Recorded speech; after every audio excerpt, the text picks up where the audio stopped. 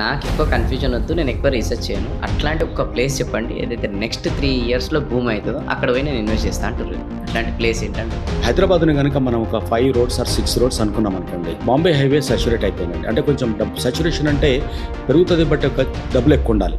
So ఇటు పక్కన తీసుకుంటే మళ్ళీ మేడ్చల్ రోడ్లో కూడా చాలా దూరం దాకా మనకు పోయినది కనబడుతుంది.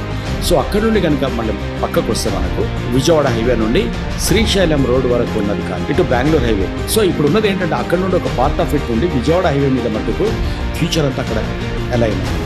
డెఫినెట్గా అది అలా మూవ్ అయి తీరాల్సిందే.